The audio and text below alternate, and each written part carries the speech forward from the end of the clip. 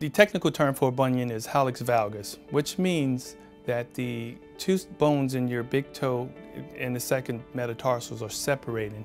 The more those bones separate, the larger your bunion looks. So we technically fix that with realigning the bones by making cuts into the bone, shifting the bone back over, realigning it, pinning it back together, and then we shave off any excess on the outside there.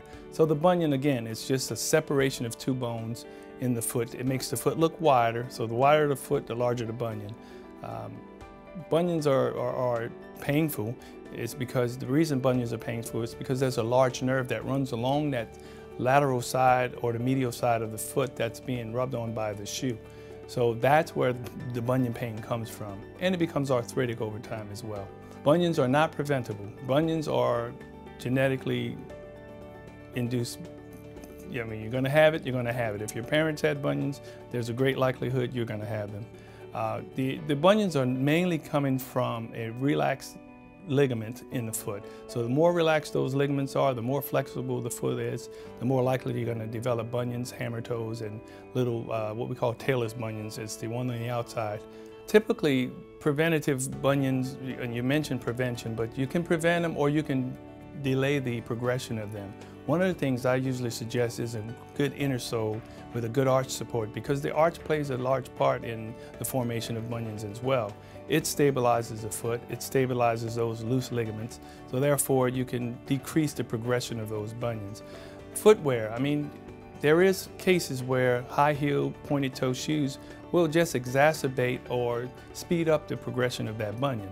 So that's where the shoe gear comes into play.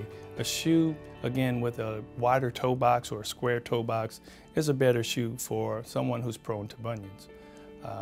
One of the other things I would do is wear more sneakers and athletic shoes and really avoid barefoot walking and flip-flops and flat sandals. Those are the things that your bunions will progress quicker by using. Typically, you should take action when the bunion becomes painful. You're going to get an occasional pain, yes, that's fine, but if it's a daily pain or if every shoe gear is bothering that bunion, it's time to take action on it, because it will affect your quality of life. It's going to have pain, swelling, redness, and all those things will affect your daily activities. So you may not want to do anything if your bunion's acted up, and if it's inflamed, of course. So I would take action when there's pain more so than there isn't pain. Recovery is typically, the younger the patient, if they're, say, in their 20s or 30s, I would typically tell them they're about 6 to 8 weeks out. The older patient, I would tell them to at least expect a 12-week recovery time. And that's because of their age and their bones are typically going to be slower to heal. For the most part, I would fix them, of course, and we'll be a little bit non-ambulatory for maybe a week and a half to 2 weeks. We'll follow the progression of the healing by x-ray, and when I see them healing and if the bone looks stable, then we'll allow them to start ambulating. And typically, the earlier you can ambulate them, the better you're going to have for a result, because you'll get the range of motion back that you had prior to the surgery.